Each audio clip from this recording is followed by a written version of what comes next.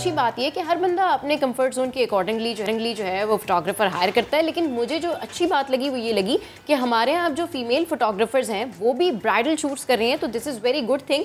अगर किसी को लगता है कि वो मेल फोटोग्राफर्स जो हैं उनके साथ कंफर्टेबल हैं तो वो डेफिनेटली उनको हायर कर सकते हैं। लेकिन अगर किसी को लगता है कि जो फीमेल फोटोग्राफर्स हैं वो उनके साथ कंफर्टेबल हैं तो ये सहूलत मैसर है कि हमारे यहाँ फीमेल्स भी इस फील्ड में अब अच्छा, ये पहली बार तो नहीं हो रहा है। फीमेल फोटोग्राफर्स तो अब काफ़ी अरसे से ये काम कर रही हैं।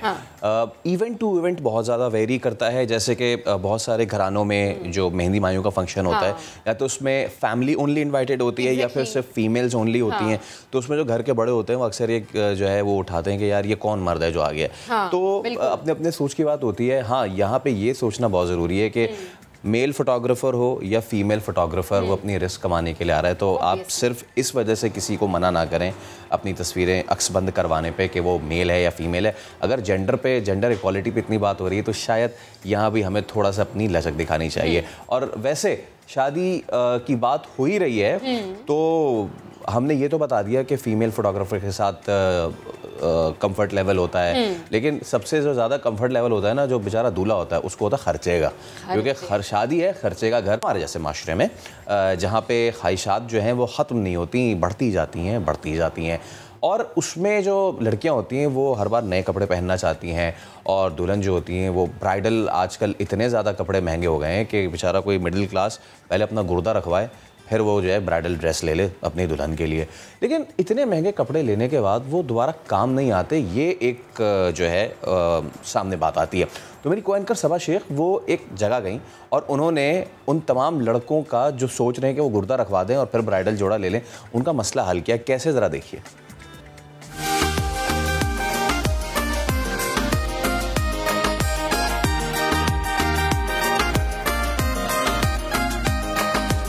जनाब, भाभी, बहनें, देवरानियां, जेठानियां, अम्मी जान और सासू माँ, आप सबके लिए एक अच्छी खबर ये है कि अब आपको महंगे लाखों रुपए के ड्रेसेस खरीदने की बिल्कुल भी ज़रूरत नहीं है, क्योंकि यहाँ पर मिल रहे हैं ब्राइडल, ग्रूम और पार्टी वियर ड्रेसेस जो कि आप रेंट पर भी ले सकते हैं। और ना सिर्फ ये कि इनकी जो कीमत है वो लाखों रुपए से लेकर हज़ारों में भी है, लेकिन आप अपनी जेब के मुताबिक यहाँ पर आइए और बिना बहुत सारे पैसे खर्च किए किराए पे ये ड्रेसेस लीजिए।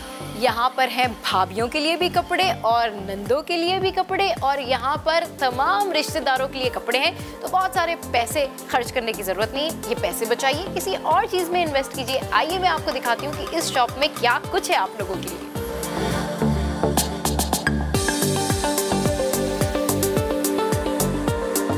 अस्सलाम वालेकुम। अस्सलाम।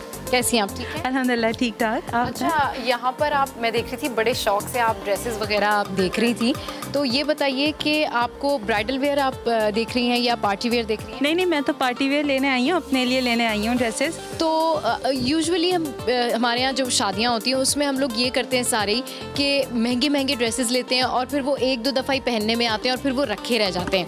तो अब आप यहाँ पर रेंट पे ड्रेस लेने के लिए आई हैं, तो इस बारे में थोड़ा सा बताइए। जी बिल्कुल, मैं रेंट पे लेने आई हूँ क्योंकि अभी रिसेंटली भी कज़न की शादी थी, उससे पहले भी कज़न की शादी, कपड़े भी दोबारा रिपीट हो चुके हैं। तो अब बार अच्छे और महंगे कपड़े लेके गए ना, बहुत हो गया और कपड़े बहुत ख़त्म भी हो गया, पैसे भी, बजट भी।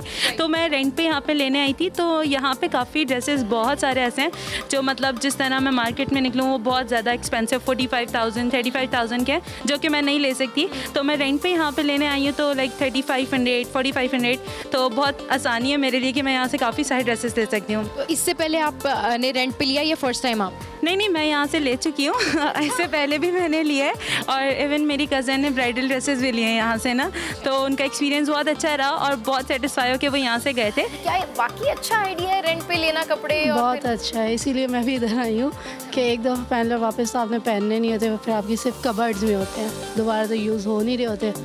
और यूनिवर्सिटी स्टूडेंट्स के लिए मोस्टली ये अच्छा आइडिया है कि आप रेंट पे लो और एक बार पहन के। सही। तो कितने क्या प्राइस बताया इन्होंने आपको पार्टी वियर ड्रेसेस के? मोस्ट 3500 स्टार्ट है, उससे अप टू जितना भी चला जाए। रेंट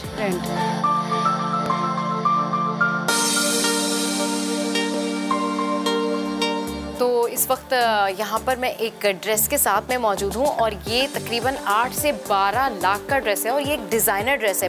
तो आप ये बताइए कि ये काफ़ी एक्सपेंसिव ड्रेस है, तो अगर जो लोग इसको रेंट आउट करते हैं मतलब तो उनके लिए कितना रेंट कर देते हैं आप? अगर ये डिज़ाइनर ड्रेस की मैं बात करूँ, इस ड्रेस की जो है टोटल अगर मैं आपसे रेंट बात करूँ तकरीबन 50 से 55,000 इसका रेंट है। अगर आप ये किसी डिज़ाइनर से भी लेने जाएँ तो ऑब्वियसली आपको लाख तक में भी वो चीज़ नहीं मिल सकती।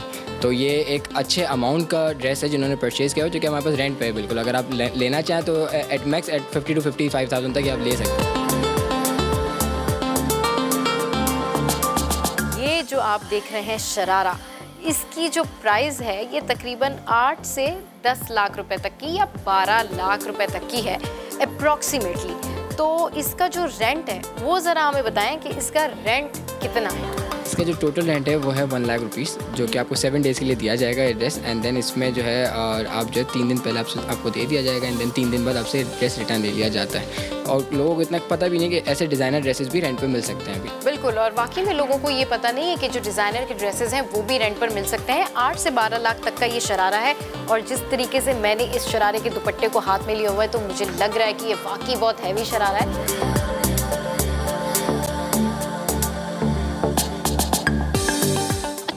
ये रेंट पे कपड़े ले लें और फिर उसके बाद जो है वो आप वापस कर देते हैं, आपके पैसे बच जाते हैं थोड़े। मेरा ओपिनियन यही है कि जो लोग बहुत कॉस्टली और महंगे महंगे ड्रेसेस लेते हैं वो, क्योंकि ये तो एक ही बार यूज़ होते हैं उसके बाद बस अलमारियों की जागीर बन जाते हैं।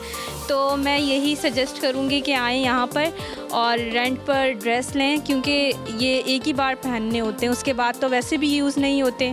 तो इसीलिए मैंने भी यही सोचा कि इतने महंगे ड्रेस लेने का कोई फ़ायदा नहीं है, इसलिए बेहतर है कि यहाँ से ड्रेस लें और एक फ़ंक्शन पे वैसे भी एक ड्रेस पहन ले तो वो बाद में सेकंड फंक्शन पे पहनने को दिल भी नहीं चाहता। आप कनाडा से आई हैं? जी बिल्कुल। शादी है आपके घर में? जी बिल्कुल, हम यहाँ पे ऊपर मक्का का देखने आए थे, किसका वेट करी तो मैंने ये चीज़ देखी। मैं नीचे आई, मुझे बड़ा अच्छा लग रहा है यहाँ पे कि जो अफोर्ड नहीं कर सकते वो यहाँ पे आके अपने जो भी हैं चीज़ें देखें करें। और ये वहाँ पे भी ये ट्रेंड है। अच्छा, कि शादी ब्याह के कपड़े रेंट पे मिलते हैं, लोग पहनते हैं। और हाँ बिल्कुल। अच्छा, बहुत सारे लोग इस चीज़ को बड़ा माइंड करते हैं कि नहीं शादी है, भाई की शादी है, या ख़ुद अगर ब्राइड या ग्रूम ने ड्रेसेस लेने हैं तो वो डिज़ाइनर के ही होने चाहिए, वो हाई फाई होने चाहिए, वो बड़े महंगे होने चाहिए। आप क्या कहेंगी इस बारे में? वेस्ट ऑफ मनी, वो वन टाइम वेयर होता है, उसके बाद मेरे ख्याल से मेरा भी शादी का रखा ख़राब ही हो गया ना, तो वो दोबारा कोई भी नहीं पहनता, बच्चे यहाँ भी नहीं पहनती, हम भी नहीं पहनते। तो इट्स अ गुड आइडिया कि आप इस तरह करो ना। तो ये कितना अच्छा आइडिया है कि आप रेंट पे यहाँ से कपड़े लें और फिर आपके जो पैसे हैं वो भी बच जाते हैं और जो ड्रेसेस रखे रह जाते हैं वो भी फिर बाद में रखे ख़राब हो जाते हैं, तो रेंट पे लें और फिर वापस कर दें। मैं कनाडा से आया हूँ, पैसों का मसला नहीं है, लेकिन ये पैसे ज़ाया हो जाएंगे। आप कपड़े देख रहे हैं, पार्टी वियर देख रहे हैं ड्रेसेस? नहीं, ये मेरे ब्रदर की शादी है तो उसके लिए हम शेरवानी देखने आए थे। तो ये कितना मतलब सही रहता है कि आप इतनी महंगी शेरवानियाँ जो होते हैं वो एक दफ़ा बनाते हैं और फिर वो बाद में आपके काम नहीं आती हैं, और यहाँ से रेंट पे इस तरह से आप अगर शेरवानी लेके जाएंगे तो उसका आप समझते हैं वाकई फ़ायदा है? जी, रेंट में तो बिल्कुल सही फ़ायदा है, क्योंकि जब हम अपनी परचेज़ करते हैं तो उसमें फ़ायदा नहीं है, तो फिर बाद में कौन यूज़ करेगा उनको। तो अभी हम रेंट पे ले लेते हैं तो उसमें फ़ायदा क्या वापस दे दें। तो आपके भाई नहीं आए अपनी शेरवानी खुद यहाँ से देखने के लिए? नहीं, मैं और मेरी सिस्टर आई हैं। मेरे साथ इस शॉप की जो को फाउंडर हैं सिद्रा मुजाहिद, वो मौजूद हैं। आप ज़रा सा मुझे ये बताइएगा कि आपकी शॉप में जो ड्रेसेस हैं, सबसे महंगा वाला जो ड्रेस है आपका वो कितने का? हमारे पास जो सबसे ज़्यादा इस वक्त एक्सपेंसिव ड्रेस जो है उसका रेंट 1 लाख है। लेकिन उसकी फिर अपनी जो एक्चुअल वर्थ है वो बहुत ज़्यादा हाई है, तो उस हिसाब से हम लोग ड्रेसेस के रेंट रख रहे होते हैं। मतलब ब्राइडल ड्रेसेस का होता भी है कि आपने एक दफ़ा पहन लिया। हमारे पास बेसिकली लोग अपने ड्रेसेस लेंड भी करते हैं, उससे अर्न भी कर सकते हैं। तो हमारे पास 99% ऑफ द टाइम यही मैसेजेस आते हैं, हमने सिर्फ एक दफ़ा पहना है, वो हमारे किसी काम का नहीं है।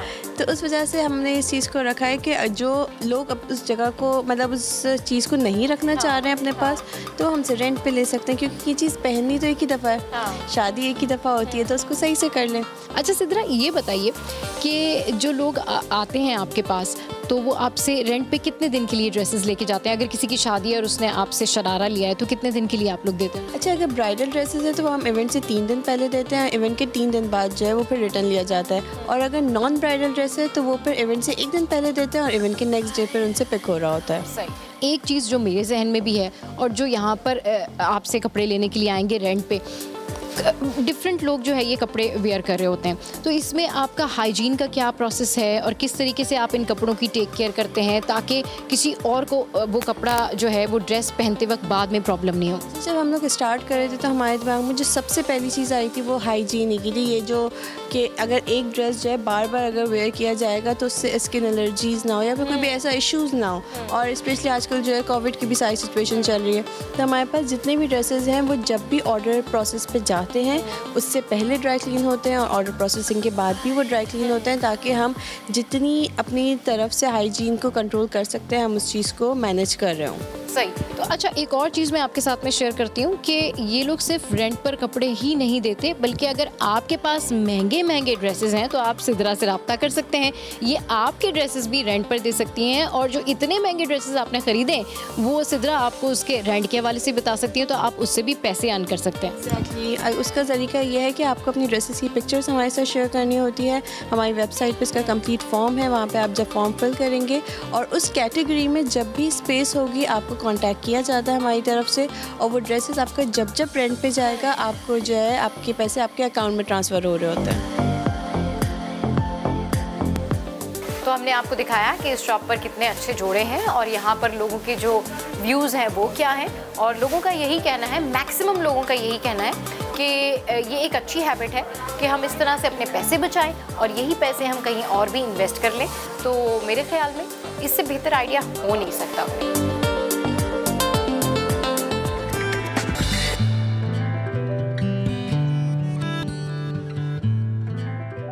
Welcome back. हमारी मूवी इंडस्ट्री दिन ब दिन तरक्की करती जा रही है और अब जो उसमें रियलिस्टिक कैरेक्टर्स पे फिल्म्स बनने लगी हैं उसने एक लेवल ही अलग कर दिया है। पाकिस्तान की तारीख के सबसे बड़े सीरियल किलर जावेद इकबाल, आप सबको याद होगा, 100 बच्चों के कातिल जावेद इकबाल पर बनने वाली फिल्म अब 28 जनवरी को रिलीज़ की जाएगी। और बिल्कुल इस फिल्म के ट्रेलर और टीजर ने लोगों को हिला कर रख दिया।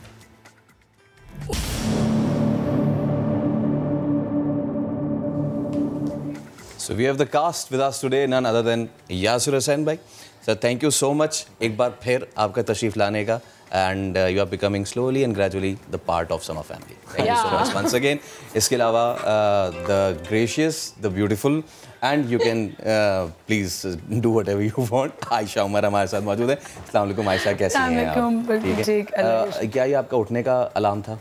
नहीं, ये मेरा रिंगर हमेशा ऑफ होता है, लेकिन चूंकि मुझे यहाँ से फ़ोन आना था तो मैंने थोड़ी देर के लिए ऑन किया हुआ था। But my phone is always on silent, always. और हमारे साथ मौजूद हैं पारस भाई, जिनका टीवी से बड़ा गहरा ताल्लुक रहा, फिर theatre, and then now he is doing the movie. बहुत सारे लोगों को याद होगा, कोई देखे ना देखे शब्बीर तो देखेगा, पारस तो देखेगा। तो अब हम गुफ्तगू को करते हैं आगाज़। यासिर भाई, कैसे हैं आप? हाउ वाज द एक्सपीरियंस, ख़ास तौर पे एक ऐसी मूवी कि जो ऑलरेडी, एक तो मूवी का जो सबसे बड़ा होता है ना कि जी क्लाइमैक्स नहीं पता चलता लोगों को, टीज़र में आप बता रहे होते हैं ये बस इसके बाद क्या होगा आप आगे देखिए। ऐसी मूवी करना जिसका ऑब्वियसली लोगों को पता है, एक बहुत ही दिल दहला देने वाला ये वाक़या था ऑफ द लेट 90s, तो ऐसे में इसको परसीव करना, इसको पढ़ना, इस कैरेक्टर को कितना आसान या कितना मुश्किल हो जाता है? देखिए, सबसे पहले तो हम तीनों जो एक्टर्स यहाँ बैठे हुए हैं और हम सब जितने एक्टर्स फिल्म में हैं, ये हमारी किस्मत है कि हमें ये ऐसी फिल्म मिली है।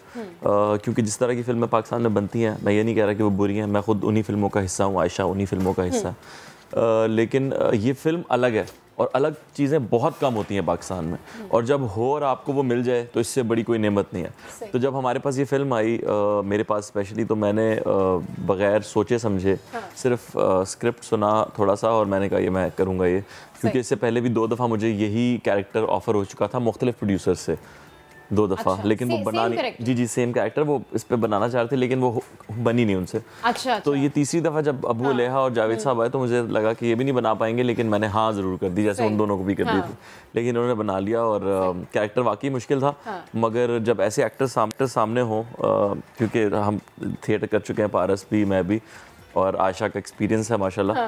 तो जब ऐसे एक्टर सामने हो तो वो एक्शन रिएक्शन बड़ा तगड़ा हो जाता है। तो फिल्म जब हमने कल देखी पहली दफ़ा, मैंने और आयशा दोनों ने, फारस ने भी कल पहली दफ़ा हम लोगों ने देखा कि हमने एक सरप्राइज के लिए छोड़ा हुआ था कि नहीं पहले नहीं देखेंगे एडिट पे, तो हमें अंदाज़ा हुआ। तो कल मुझे ज़्यादा बेहतर अंदाज़ा हुआ कि जो तालियां बज रही हैं या तारीफ हो रही है वो इसीलिए हो रही है क्योंकि वो आगे सामने लोग जो बैठे हुए हैं वो उनके सामने या मेरे सामने जो बैठा हुआ है वो बड़े अच्छे। चलिए, जब पहले ही आप लोगों को पता चल गया कि फिल्म जो है वो बहुत हिट होने जा रही है। अच्छा आयशा, आपके पास जब ये कैरेक्टर आया तो डेफिनेटली मुझे पता है कि आप बड़ा चूज़ी हैं, आप बड़ा देखभाल के अपना कोई कैरेक्टर जो है वो हमेशा लेती हैं। तो आपके जहन में क्या थॉट था कि नहीं यार ये वाला कैरेक्टर तो मैंने प्ले करना है, ये script, this is best thing, I want to do it? Actually मैं चूज़ी नहीं हूँ। ओके। मैं बहुत जल्दी डिसाइड कर लेती हूँ। अच्छा। और अक्सर गलत डिसीजंस ले चुकी हूँ। अच्छा। बहुत सारी गलतियाँ की हैं अपने करियर में कि अच्छा ये कर लेते हैं, but when this character came to me, मैंने 1 मिनट में डिसाइड कर लिया था कि I want to do it. मैं मुल्क से बाहर थी, आई वाज ट्रैवलिंग, और मुझे व्हाट्सएप पे बहुत सारे मैसेजेस आए कि ये एक फिल्म बन रही है, ये कैरेक्टर है। So I couldn't really figure it out properly कि अच्छा क्या है। जब मैं वापस आई, I met the team, director से मेरी मुलाकात हुई और प्रोड्यूसर से, और उन्होंने मुझे एक 1 लाइनर बताया एंड देन उन्होंने कहा हम आपको पूरी फिल्म अभी सुनाते हैं। अच्छा। तो मैंने कहा बिल्कुल आप सुनाएं, बट मैं ये कर रही हूँ, I decided that I am going to do this film. And उस वक्त यासिर फाइनल नहीं हुए थे, 2-3, उन्होंने कहा अगर यासिर के पास टाइम नहीं है तो हमारी सेकंड ऑप्शन ये और थर्ड ऑप्शन ये है। तो मैंने कहा नहीं भाई यासिर से ही आपने कराना है। अच्छा। एंड दे सेड हाँ बात चल रही है। सो इट वर्कड आउट और फौरन डिसाइड कर लिया था मैंने। डिसीजन मेकिंग का क्राइटेरिया मेरा ये था इस फिल्म के लिए, एक तो ये कि मुझे लगा डायरेक्टर और प्रोड्यूसर को मिल के कि बहुत ज़्यादा उनको होमवर्क उन्होंने किया हुआ है। अच्छा। They really knew what they were doing. Okay. You know, director को पता था एग्जैक्टली कि ये शॉट ऐसे होगा और ये ऐसे होगा और ये हम इस तरह शूट करेंगे और ये इतनी देर में हो जाएगा। सही। टाइम स्पैन भी बताया एंड आई वाज लाइक इतनी जल्दी आप शूट कर लेंगे? उन्होंने कहा हाँ कर लेंगे। अच्छा ओके।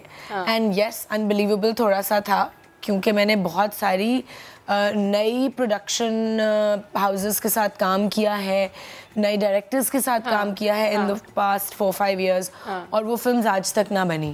मतलब बनी लेकिन बनने में ही है, प्रोसेस चल ही रहा है। ये कौन सी फिल्म की बात कर रही हैं?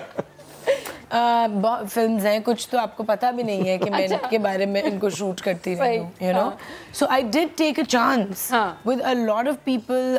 देखिए बिग बैनर्स के साथ जब आप काम करते हैं आपको पता होता है उनकी रिसोर्सेज हैं, they will be able to do it, but it's a real risk when you work with people जिनकी रिसोर्सेज कम है और कोई भी प्रॉब्लम आ सकती है रास्ते में, you know, where you need to stop the film. इस वक्त मेरी 5 फिल्म्स बन चुकी हैं, या 3 बन चुकी हैं और 2 थोड़ा सा उनका काम रहता है।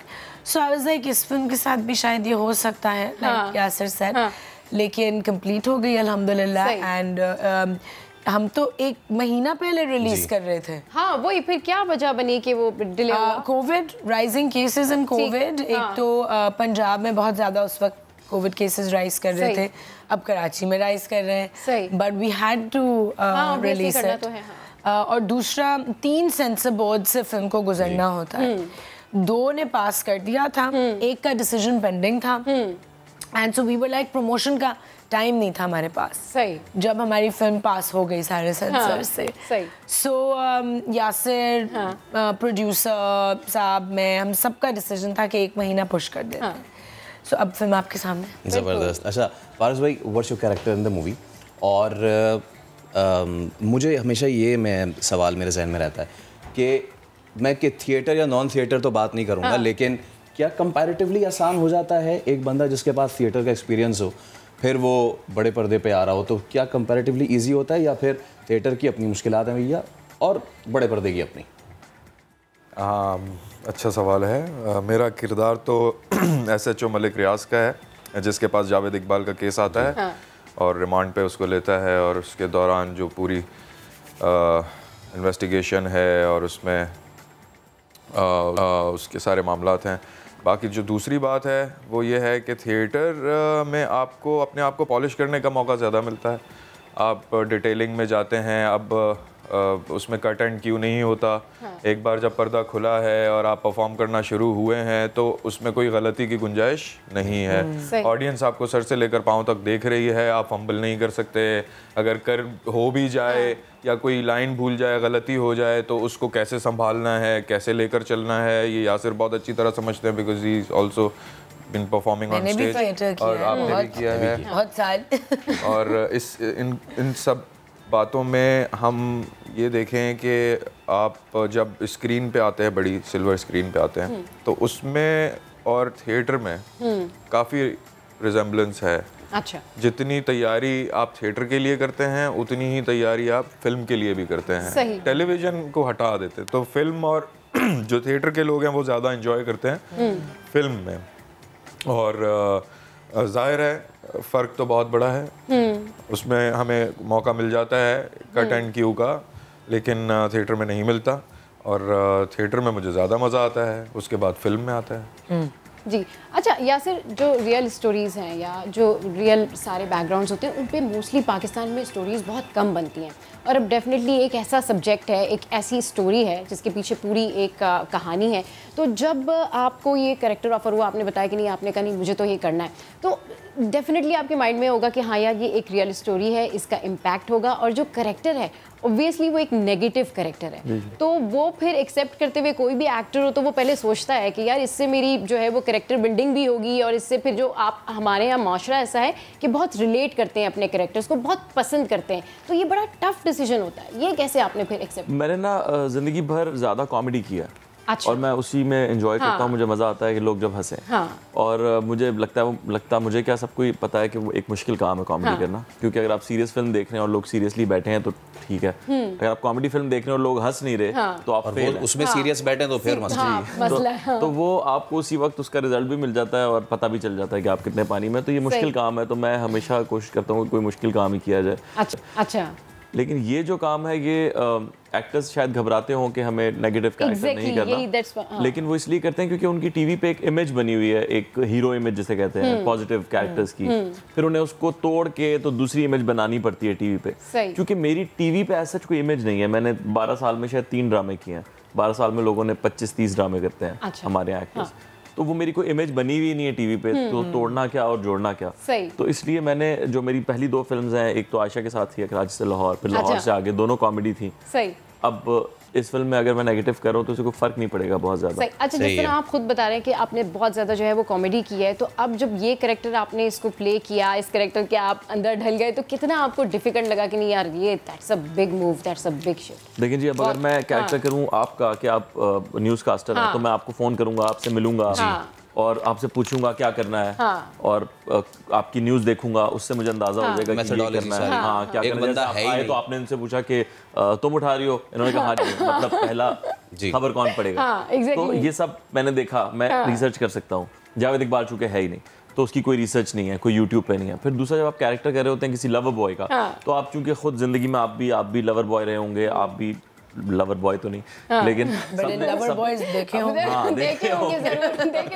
तो आप रिसर्च आपके अंदर कहीं ना कहीं वो होता है, तो आप वो निकाल के उसमें थोड़ा ऐड करके ले आते हैं। लेकिन एक एक्टर को अपने आप को ये मनवाना कि 100 बच्चे मैंने मारे हैं तो ठीक मारे हैं, ये थोड़ा सा बस मुश्किल पार्ट था कि जब तक पूरी दुनिया में कोई इंसान कन्विंस नहीं होगा इस बात पे कि इसने ठीक किया है, सिवाय मेरे जो ये कैरेक्टर कर रहा है कि इसने ठीक किया, तो वो एक बहुत मुश्किल पार्ट था। उसने थोड़ा सा अंदर से हिला दिया था। प्लस ये भी कि एक बंदा जिंदा है ही नहीं, खासतौर पे उसकी इतनी मतलब अगर एक बंदा नहीं है जिंदा, फ़र्ज़ कीजिए कि नसीरुद्दीन शाह साहब ने गालिब पे मूवी की, उन्होंने यके बाद दीगर शायरी पढ़ी, उनका काम था तो वो पढ़ते रहे, अपने अंदर अब्सॉर्ब करते रहे। एक बंदा है ही नहीं जिंदा। लेकिन गालिब के बारे में ना लिखा हुआ बहुत ज़्यादा। जी एग्जैक्टली, वही मैं कह रहा हूं। बारे में लिटरेचर, जावेद इकबाल के बारे में ना उनका कोई इंटरव्यू ना इस तरह की चीज़, यार ये मुश्किल तो खैर हुआ होगा। अच्छा, मूवी पे तो हम बात करते रहेंगे और यू कैन कंटिन्यू ईटिंग। मेरा अगला सवाल,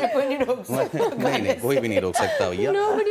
हाँ, लेकिन जो रोक सकती हैं वो खुद ही अपने आप को ये रोक सकती हैं। क्यों? बिकॉज आयशा मूवीज़ करती हैं, ड्रामा इनका बहुत मशहूर है ऑब्वियसली, लेकिन उसके साथ साथ अपनी फिटनेस का ख्याल रखती हैं। जो लोग क्या कई लाखों लोग जो उनको फॉलो करते हैं वो उनको सुबह देखते हैं कि ये कोई ना कोई फिटनेस रेजिम कर रही होती हैं, फिर कहीं ना कहीं चले शाम में कर रही होती हैं, नहीं कर रही कभी तो कर रही होती हैं, 42 डे कर रही होती हैं, कुछ तो कर रही होती हैं। कहाँ से गलत इन्फॉर्मेशन? यही तो हम आपसे पूछ रहे हैं, मुझे एक बात समझाई यही तो हम आपसे पूछ रहे हैं, ये क्लियर करें कि जी आयशा जो है, आयशा कहती है कि ये जो फिटनेस की एक्टिविटीज और ये सारे कुछ तो करें ना करें मर्जी है, लेकिन लाइफस्टाइल बदल दें अपना। तो आयशा ने जो है अपना लाइफस्टाइल बदला है। और यासिर बहुत इंस्पायर हुए थे इससे जब हमने, और बहुत ठीक भी हो गया था मैं। अच्छा तो जरा ये जरा क्लियर करें कि ये सारी जो र्यूमर्स हैं ये क्लियर। फिर आप ट्रैवल के लिए भी जाते हो, ट्रैवलिंग एज वेल। बिल्कुल। तो इतना सारा काम कर आप कैसे मैनेज कर लेती हैं, मुझे ये बताएं। भाई जब आपकी कहते हैं ना where there's a will there's a way,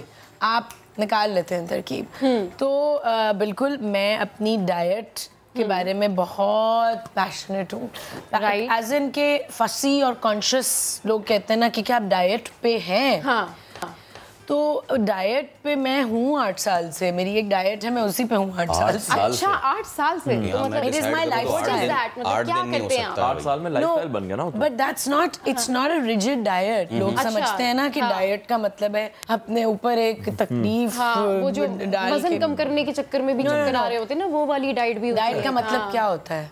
जो आप खाते हैं। ऑब्वियसली तो आप हर बंदा एक डाइट पे है ना, लेकिन मैं किस तरह की डाइट पे हूँ ये मैटर करता है। डाइट ठीक कर, डाइट तो अच्छी diet, clean diet, bad diet, processed food diet. So मेरी अपनी एक वो है डाइट है। मैं किसी न्यूट्रिशनिस्ट मतलब आपने अपनी हैबिट्स को ऐसे मेंटेन किया हुआ है कि वो आप उसको डाइट कह लें या वो आपका लाइफस्टाइल कह लें। It's my lifestyle, it's not a diet basically. कि मैं क्लीन खाने की कोशिश करती हूँ, प्रोसेस्ड फूड्स नहीं खाती, अपना खाना हर जगह साथ लेके जाती हूँ। जब मैं ट्रैवल करती हूँ तो मेरी मुख्तलिफ जगहें होती हैं, मैं मार्क कर लेती हूँ पहले से रिसर्च करके कि कहाँ पे ऑर्गेनिक कैफ़ेज़ हैं, कहाँ पे हेल्थी कैफ़ेज़ हैं, वहाँ मैं अपने ब्रेकफास्ट करूँगी, कहाँ से मुझे अपने विटामिन्स और सप्लीमेंट्स खरीदने हैं। सही। तो इंस्टेड के मेरे सूटकेस में डिज़ाइनर बैग्स और जूते हो, तो मेरा एक सूटकेस जो है वो स्नैक्स, हेल्थी स्नैक्स और विटामिन्स और सप्लीमेंट से भर के वापस। चलिए जी, दैट्स रियली गुड हैबिट। दो ही लोग हैं आपस में, बहन भाई हैं, एजाज असलम और ये। एजाज ने भी जब मुझे देखना शुरू किया तो उसने कहा यार I also want to start doing this, क्योंकि हमने बहुत ट्रैवल किया। सही। Exercise is something that I really want to incorporate more in my life. मैंने कोशिश की है पिछले 6-7 महीनों से कि मैं हफ्ते में 2 दफ़ा तो वर्कआउट करूं। अच्छा। बट हमें टाइम नहीं मिलता। लुक एट आवर टाइमिंग्स, हम सुबह से रात। हाँ ऑब्वियसली शूटिंग आवर्स और एंड वुमेन, अब क्योंकि मेरे मुंह पे मेकअप लगा होता है तो अगर मेरे पास बॉयज़ के लिए बड़ा इजी होता है, बीच में 1 घंटे की ब्रेक मिली, जिम से होके आ गए। Exactly, हाँ, राइट। अब हम तो जिम नहीं जा सकते, मेकअप लगा के तो नहीं जा सकते, और फिर ब्लो ड्रायर सब कुछ, everything is gonna get ruined. So जब तक हम फ्री होते हैं we don't have time to go to the gym, right. या तो आप सुबह 6 बजे उठे, जिम जाए और फिर काम पे जाए, but we get done so late. So I keep myself busy and active. मैं अपनी चीज़ें खुद उठा रही होती हूँ, मैं अपनी रनिंग अराउंड करती हूँ। That also helps. सही। Every little thing helps. आपने उठ के पानी पीना है, आप सेट पे बैठे हैं, किसी से मंगवाने से बेहतर है आप खुद किचन में जाके लें। सही। सो यू नो मैं कोशिश करती हूँ रखने का ये एक अच्छा तरीका है। मैं कोशिश करती हूँ मैं बैठूँ मत ज़्यादा। बिल्कुल। लेकिन आप इतना ना सुने, आप मंगवाया ही करें। और पानी के साथ साथ खाने को भी मंगवाया, खाने के लिए भी मंगवाया करें। क्या बात है, you have to be passionate. और ये इनको इनको बर्न करना है। और आप पानी भी लेने ना, मैं शक्कर जाया करूं। नहीं, I will try to take this leaf out of Ayesha's book, because the thing is दिन में 1 घंटा वॉक, 2 घंटा वॉक, लेकिन जो सबसे इम्पोर्टेंट बात है और वो यही है, इट्स द डाइट। 80% और अच्छा 20% ना लोग बैटल रोप कर रहे हैं और पता नहीं क्या कर रहे हैं, क्रंचेस कर रहे हैं, क्रंच के बाद मंच कर रहे हैं। खा रहे हैं तो भाई आई एम ब्लेस्ड, मैं तो चॉकलेट्स और तमाम चीजें मैं तो खा लेती हूँ, मुझे तो बिल्कुल see it's not about being thin. मुझे उससे कोई वास्ता नहीं है कि मैं कैलोरीज कितनी खा रही हूँ, मैंने आज तक अपनी कैलोरीज काउंट नहीं की। It's about nutrition. अब चॉकलेट्स और कैंडीज और नान से आपको जीरो न्यूट्रिशन मिल रही है, तो आपकी बॉडी को नुकसान हो रहा है, राइट? बिल्कुल बिल्कुल सही। तो मुझे वो चीजें खानी है जिससे मेरी बॉडी को फायदा हो। समहाउ ये होता है ना कि आप स्टक हैं, आप फंसे हुए हैं लंबी शिफ्ट से, तो जल्दी से कोई चीज आपने खानी है तो बस आपने खाई। हमारा ये बड़ा मुश्किल है, क्योंकि जैसे आयशा ने कहा ना, there is will there is a way, तो there is a bill you have to pay. तो वो काम भी चलिए जी, coming back to the role. नहीं, मेरा एक बैग हर जगह जाता है, पूरा भरा हुआ होता है स्नैक्स और खानों से, कि कहीं फंस गए 3 दिन के लिए भी अगर फंस गए ना कहीं पे, तो जरूर कुछ मौजूद होगा उस bag.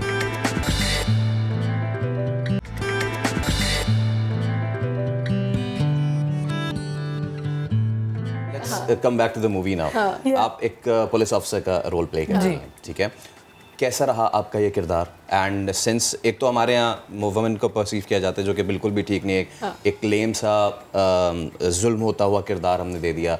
Now coming to a very powerful character, तो कैसा रहा आपका एक्सपीरियंस एक लेडी पुलिस ऑफिसर का, खास तौर पे आज के कंटेम्प्रेरी ज़माने में नहीं, लेट 90s में जहाँ पे इतना पावरफुल वुमेन को नहीं समझा जा रहा था? तो मुझे प्लीज इसको बताओ। एक्चुअली मेरा जो कैरेक्टर है वो काफ़ी एम्पावर्ड है in the film. I feel like maybe we are like जो हमने रेफरेंस भी लिया है फॉर एग्जांपल, वो एक एम्पावर्ड कॉप का लिया है, नॉट समवन जो डरी हुई है अपने यू नो कॉलीग से या अपने सबॉर्डिनेट से। Of course there is an element of fear also, क्योंकि पाकिस्तानी ख़वातीन में fear एक बहुत बड़ी जगह रखता है। आप किसी भी फील्ड में चले जाएं, आपको एक fear है subconsciously, right? So there's fear and there's a bit of unsurety, you know. लेकिन it was lovely playing that character. It was very challenging. बहुत मज़ा आया। पारस ने बहुत मेरी हेल्प की, क्योंकि मुझे ये मेरी कोशिश थी कि मैं किसी भी तरीके से खूबसूरत मेरा जो कैरेक्टर है बुलबुले का, उससे रिजेंबल ना करूं।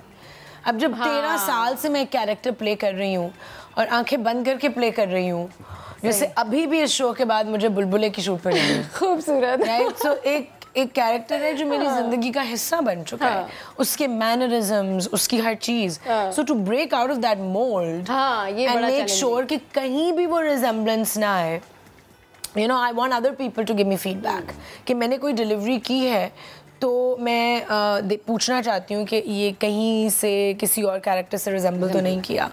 So you know, I would have discussions, मेरे यासिर के साथ भी होते थे। पारस हर सीन से पहले हम बैठ के रीडिंग करते थे और मैं कहती थी पारस नहीं, मुझे फिर से बताओ। So you know, it was challenging but it was very uplifting. और थोड़ी सी वो एक मम्मी डैडी कैरेक्टर है, यासिर की एक लाइन भी है, क्योंकि she belongs to like upper middle class family, और वो बाहर से पढ़ के आई है ये पुलिस ऑफिसर, उसको इस सिस्टम में एडजस्ट होना है। सही। सो उसकी आईज के थ्रू जो फ्लॉज है सिस्टम में और जो I would say the dark side of everything, वो उसकी आईज के थ्रू आपको नजर आ रहा है, राइट? यू नो, एंड इनकी आईज के थ्रू भी, जो सीरियल किलर है उनकी आईज के थ्रू भी नजर आ रहा है। So basically the purpose of the film, I feel the film has 3 purposes. एक तो ये कि सिस्टम में जो फ्लॉज हैं, लीगल सिस्टम में, दूसरे सिस्टम्स में पॉलिटिकली, उन पे एक तो लाइट डाली जा रही है। दूसरा ऑफ कोर्स कि किस तरीके से चीज़ें हो रही होती हैं इर्द गिर्द, and nobody knows about it, you know, एंड हम इस तरह के कैरेक्टर्स को अपनी सोसाइटी से किस तरह कम कर सकते हैं, किस तरह उसकी अवेयरनेस दे सकते हैं, how should parents you know behave, और what sensibility they should have कि अपने बच्चों को प्रोटेक्ट करें, ठीक है? और तीसरा, to get inside the mind of someone who can do this, कि साइकोलॉजिकली एक ऐसा इनह्यूमन कैरेक्टर है, कौन सा बच्चों को मार सकता है, नॉर्मल लोग तो नहीं। What's happening inside, so it's very relevant, क्योंकि हम आजकल भी हमने कुछ ऐसे केसेस देखे हैं जो हमें बहुत हिला के रख देते हैं, right? We are following the Noor and Zahir Jafar case also. सो बड़ी रेलेवेंट टाइम पे ये फिल्म आई है, to figure out what is happening inside the mind of the killer. So let's see अगर ऑडियंस को ये 3 पर्पसेस समझ आते हैं। चले जी, बहुत ज़बरदस्त तरीके से आयशा हमें बता रही हैं अपने कैरेक्टर के बारे में, और जिस तरीके से यासिर, अगर मैं आपसे ही बात करूं तो अब जैसे आयशा बता रही हैं कि एक ऐसा कैरेक्टर है, अगर ये कोई फिल्म का स्क्रिप्ट होता, यानी कोई राइटर ये लिखता कि जी एक बंदा है जिसने 100 बच्चों को मार दिया, तो ऑब्वियसली लोग कहते हैं यार इतना भी कोई नहीं होता, लेकिन क्योंकि अब ये एक रियल स्टोरी है, उसके ऊपर ये मूवी है, तो कितनी इम्पैक्टफुल होगी? देखिए इम्पैक्टफुल तो है। हम लोगों ने कल जब देखी फिल्म तो आई थिंक हम सब लोग हिल गए। बाहर जब हम निकले तो लोग कह रहे थे कि आप लोगों ने हमें रुला दिया। तो लोग रो कर बाहर निकले सिनेमा से। तो काफ़ी इम्पैक्टफुल है, लोगों को समझ आई वो बात जो हम बताना चाह रहे थे। और अबू है जो डायरेक्टर हैं और राइटर भी हैं इस फिल्म के, उन्होंने बहुत खूबसूरत जुमले लिखे हैं। अगर मैं राइटिंग की बात करूं तो अनवर साहब के मैंने बहुत ज़्यादा स्क्रिप्ट्स किए, अनवर मकसूद साहब के। और उसके बाद ही मुझे ये बुरी आदत पड़ी कि मुझे टीवी के स्क्रिप्ट समझ आने बंद हो गए। और क्योंकि मुझे ज़्यादा अच्छे राइटर्स के स्क्रिप्ट ऑफर नहीं हो रहे थे और जिनके हो रहे थे मुझे पसंद नहीं आ रहे थे। तो ये अबू है का स्क्रिप्ट इतना खूबसूरत लिखा हुआ है, इसके जुमले ऐसे हैं कि अगर आप उसमें कुछ चेंज करेंगे तो आपके मुंह से नहीं निकलेगा जुमला, अगर आप वैसे ही बोल देंगे तो वो इतने अच्छे फ्लो में निकल जाता है। तो हम सब ने जो अच्छी एक्टिंग की उसकी एक वजह ये भी है कि हमें स्क्रिप्ट बहुत अच्छा मिला। बुरा स्क्रिप्ट अच्छे से अच्छा एक्टर नहीं कर पाता और अच्छा स्क्रिप्ट बुरे से बुरा एक्टर अच्छा कर जाता है। ये हम थिएटर में सुनते थे और ये हमने ये एक्सपीरियंस किया है इस फिल्म में। यासिर भाई, ये एक चीज़ कई एक्टर्स के साथ ये होता है कि लोग उनका वो किरदार याद करके फिर उनको उसी नाम से पुकारते हैं। जोकर आउटस्टैंडिंग मूवी, बहुत से लोगों ने ये कहा कि जी हम तो खुद देखते हुए डिप्रेशन में चले गए। Joaquin Phoenix would be remembered for the Joker for lifetime. Would you like to be remembered as Javed Iqbal? देखिए जी, हर इंसान के माँ बाप जो उसका नाम रखते हैं वो चाहते तो यही है कि उसी नाम से पुकारें, लेकिन ये लोगों का प्यार होता है। मैं आयशा के साथ कभी वॉक करूँ तो लोग खूबसूरत की आवाज़ लगा देते हैं क्योंकि लोग पसंद करते हैं खूबसूरत को। ये बाहर निकलता होगा तो इसको ज़रूर, आज आप जब इंट्रोडक्शन करवाया तो आप कहते हैं शब्बीर। मेरी मरहूम वालदा इनका शो बहुत शौक से देखा करती थी, शब्बीर तो देखेगा। तो मैं अभी उस दिन एक ग्रोसरी लेने गया था तो मेरे साथ मेरी बेगम थी, तो वो पीछे से किसी ने आवाज़ लगी जावेद साहब, तो मैंने देखा ही नहीं, ऑब्वियसली मैं क्यों देखूंगा। फिर उसने कहा जावेद इकबाल, तो फिर मैं मुझे देखा। अब उन्होंने सिर्फ ट्रेलर देखा था लेकिन उन्होंने इस नाम से मुझे बुलाया, पहचान गए थे। तो ये इतना इम्पैक्टफुल ऑलरेडी हो चुका है। पहले ही इतना ज्यादा इम्पैक्ट है इस मूवी का। अच्छा ये बताएं, ऑब्वियसली जबरदस्त आप लोगों की मूवी आ रही है, मूवी में जो है आप लोगों ने एक साथ काम किया तो कई ऐसे वाकयात होंगे, कोई ऐसा वाकया जो आप शेयर करना चाहें, आप लोग को लगता है कि यार ये बड़ा मेमोरेबल था, ये जो था ना, ये एक्ट था या ये उस टाइम पर हुआ था, फिर इसको ऐसे कर लेते हैं सेट पे किसकी ज्यादा लड़ाई हुई। एग्जैक्टली, ये क्लीशे है, आई एम सॉरी बट लड़ाई नहीं हुई। हाँ, एक हमारा फाइटिंग सीन है जिसमें आयशा फाइटिंग तो नहीं, पिटाई का मेरा सीन है, आयशा कोशिश कर रही हूँ और आयशा ने काफी। तो आयशा आपने कोई पुरानी खुन्नस निकाली? पुरानी निकाली नहीं निकालनी चाहिए थी तो और ज्यादा इम्पैक्ट आता। If you remember any?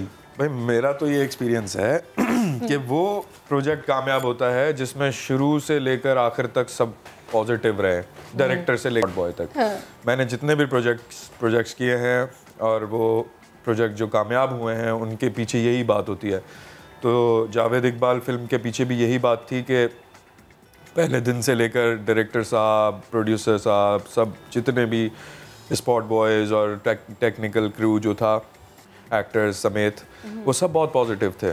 सही मिजाज कुछ तो कोविड छोटा क्रू था तो सबकी कम्युनिकेशन भी ज्यादा थी, अच्छी और कोई झगड़ा नहीं, सब सुकून से अपने काम पे फोकस कर रहे थे। तो थ्रू आउट जो है बड़ा ही मज़ा आया और मैं समझता हूँ ये एक मेन बात है इस प्रोजेक्ट को कामयाब करने के लिए।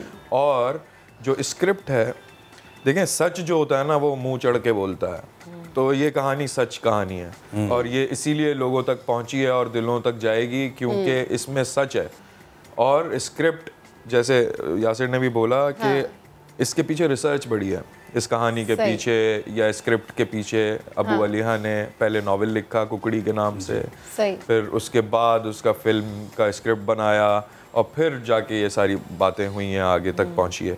तो किसी भी चीज़ को अगर आप अच्छे से वेल कुक्ड होगी तो मज़ा भी आएगा ना। तो इसीलिए ये फिल्म मैं समझता हूँ कि कुछ मामलात करेंगे। मामलात कुछ नहीं, बहुत कुछ करेगी। अच्छा, आखिर में अब इतनी जल्दी तो हम जान नहीं छोड़ेंगे क्योंकि कहाँ इतने बड़े लोग हमारे हाथ आते हैं, बट स्टिल मैं चाहूँगा कि हमने मूवी पे बहुत बात कर ली। एक छोटा सा, नॉट अ ट्रिविया बट क्योंकि आपके बहुत सारे इंडस्ट्री में दोस्त हैं, अभी रिसेंटली हुमायूं भाई को भी एक बहुत बड़ा एजाज़ मिला है। तो फर्ज कीजिए कि आपसे अगर मैं पूछूं बारी बारी कि नेटफ्लिक्स की एक बहुत ही इंटरेस्टिंग ज़बरदस्त सीरीज़ थी मनी हाइस्ट। अब मनी हाइस्ट में अगर यासिर भाई मैं आपसे शुरू करूं कि पाकिस्तान में अगर वो बनती तो प्रोफेसर का किरदार पहले कौन अदा करता? डिपेंड करता है बना रहा कौन है और उनके फेवरेट्स कौन है। नहीं फिर भी एक आधा कोई नाम तो लेंगे ना। जो फेवरेट होंगे वही होंगे उसके अंदर। बिल्कुल सही कहा यार। अच्छा नुमान एजाज, प्रोफेसर नुमान एजाज, प्रोफेसर जैसे वैसे आपने प्रोफेसर बोला ना तो तो फिर यू प्रोड्यूसर करके कौन होता? फवाद खान प्रोफेसर हो सकता है। Fawad. I haven't seen the show, can you imagine? तो मैं तो नहीं बता सकती। ओके ठीक है। फवाद खान। और आयशा ने सेव खेल लिया। बहुत जबरदस्त खेला, राइट दिखा के लेफ्ट खेलते हुए। अच्छा आयशा का भी रोल बनता फिर टोक्यो का। टोक्यो का बनता था। She's hot। लेकिन टोक्यो का पता है मुझे। लेकिन वो इंतकाल कर गई थी। हाँ कुछ नहीं होता। अमर हो गई ना वो। अमर हो गई, टोक्यो अमर हो गई। और अगर आयशा करेंगी तो और किरदार अमर हो जाएगा। अच्छा नायरोबी का किरदार, नैरोबी का किरदार आई गेस अगर आप ऐसे मिलते जुलते कह रहे हैं तो आई थिंक आमना शेख को करना चाहिए। अच्छा और अगर आज जिस तरह से मैंने जोकर का जिक्र किया, पाकिस्तान में इतना इंटेंस कैरेक्टर और इतना ज़्यादा डीप किरदार कौन इस वक्त अदा कर सकता है? देखिए पाकिस्तान में अच्छे एक्टर्स की कमी नहीं है। जो टीवी पे हैं उसमें से 50% लोग बहुत अच्छे एक्टर हैं, लाइक बहुत अच्छे एक्टर हैं। और मैं 50% कह रहा हूँ, ये आपको लग रहा होगा कि टॉन्ट मार रहा है। 50% एक बहुत बड़ा नंबर है। आप दुनिया की किसी इंडस्ट्री में जाके देखें तो आपको 50% अच्छे एक्टर नहीं मिलेंगे। इंडिया की इंडस्ट्री में हम कहते हैं सनी देओल बहुत बड़ा हीरो है, सनी देओल एक्टर कितने बुरे हैं, मतलब उतने अच्छे एक्टर नहीं है। डांसर भी। तो ऐसे बहुत सारे एक्टर्स आपको मिलेंगे जो अच्छे एक्टर नहीं है मगर बहुत बड़े स्टार्स हैं। तो पाकिस्तान में 50% एक्टर्स बहुत अच्छे क्लास के एक्टर हैं। तो मेरे ख्याल में तो कोई भी कर सकता है। बिल्कुल टैलेंट हमारे यहाँ कमी नहीं है। Imran Ashraf, I think Fahd Mustafa could also do it। उसकी सीरियल याद है मैं अब्दुल कादिर। यस वो उन्होंने कितनी वैरायटी थी। आप लोगों के सामने मेरा क्या ही राय, लेकिन if Moin Akhtar would have been तो वो तो बिल्कुल वो तो लेजेंड्स अनडाउटेडली बेस्ट। वो तो फिर एक ऐसी चीज। आखिर में ये मैं आपसे जानना चाहूँगा कि हमारी मूवीज़ बहुत अच्छे रियल कैरेक्टर्स पे बन रही हैं। Do you feel, starting from Paras भाई आपसे, डू यू फील कि movie music, not the pop music, लेकिन फिल्म में जो म्यूज़िक है उसमें हम थोड़ा शायद पीछे लैग बिहाइंड कर रहे हैं बैकग्राउंड स्कोर में? जी देखें फिल्म के अंदर एक बहुत बड़ा डिपार्टमेंट है साउंड इंजीनियरिंग का, साउंड डिज़ाइन का, जो यहाँ पे अभी कम है। लोगों को उस तरह की सेंस नहीं है कि फिल्म का साउंड कैसे डिज़ाइन किया जाए। ये एक बहुत बड़ी साइंस है, इसके पीछे लोग डिग्रीज करते हैं, बाहर जाके पढ़ते हैं। यहाँ पे इसका अभी वैसा सेंस है नहीं, लेकिन इंशाल्लाह आहिस्ता आहिस्ता आई थिंक कि ये चीज़ें कवर हो जाएंगी। और कुछ लोग आने वाले दिनों में कुछ आप ऐसी मूवीज़ देखेंगे पाकिस्तानी जिनका साउंड डिज़ाइन बड़ा अच्छा हुआ होगा। सही। आयशा आपसे वो है कि आपने 2-3 दफ़ा एक जिक्र किया कि पाकिस्तान में बहुत अच्छी रियल लाइफ पर फिल्में बन रही हैं।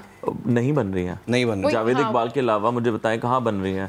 कौन बना रहा है बेनज़ीर भुट्टो पे फिल्म? हमने कहा कौन बना रहा है ईदी साहब पे फिल्म? कौन बना रहा है शोएब अख्तर पे फिल्म? कौन बना रहा है शाहिद आफरीदी पे फिल्म? इनिशिएटिव था, आई थिंक कि बनेगी, बिल्कुल बनेगी। बट साउंड डिजाइन की जहाँ तक बात है, आई कंप्लीटली एग्री। साउंड एक पूरी फिल्म को बना सकती है। बिल्कुल। इम्पैक्ट जो आप डायलॉग्स के पीछे जिस तरह साउंड देंगे, that will create the emotions. और वो बिल्कुल उस पे फोकस नहीं है, seriously. And I notice that in every film. और हर फिल्म में साउंड एंड इट्स वेरी, वैसे हमारी फिल्म का साउंड डिजाइन अच्छा है यार। जी बिल्कुल इम्पैक्टफुल है। अच्छा है। अच्छा है। There room for improvement of course. हमने शुरुआत की है, लेकिन और एक बात बोलूँगी, हमारी रिसोर्सेज हमारी फिल्म की, हमारे जो प्रोड्यूसर हैं उनकी विजन और उनका जज्बा इतना था कि उन्होंने कहा मेरे पास जितनी रिसोर्सेज है मैं उससे मैं फिल्म बनाऊंगा। सो हमारी रिसोर्सेज ज़्यादा नहीं थी। I want the audience to know this कि जस्ट बिकॉज रिसोर्सेज नहीं है इसका ये मतलब नहीं है कि ख्वाब नहीं है, पैशन नहीं है, राइट। तो उन्होंने एक बहुत बड़ा स्टेप लिया। ऑल्दो इस फिल्म के रिटर्न का किसी को गारंटी नहीं है कि लोग देखने आएंगे, ये चलेगी इंशाल्लाह चलेगी कोविड के टाइम में, but he still took a step with his resources. और ये आर्ट मूवी है, ये कमर्शियल इस तरह से मूवी नहीं है। ये एक पैरेलल सिनेमा की मूवी है।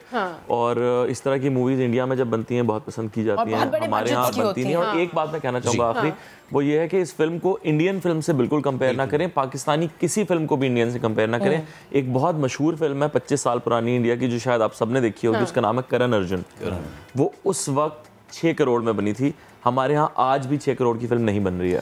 25 साल पहले 6 करोड़, आज भी नहीं। आज भी हमारे यहाँ 6 करोड़ की फिल्म नहीं बन रही, हमारा उनसे कोई मुकाबला नहीं है। लेकिन हमने और अपनी इसलिए नहीं बन रही क्योंकि वी डोंट नो कि रिटर्न होगा या नहीं।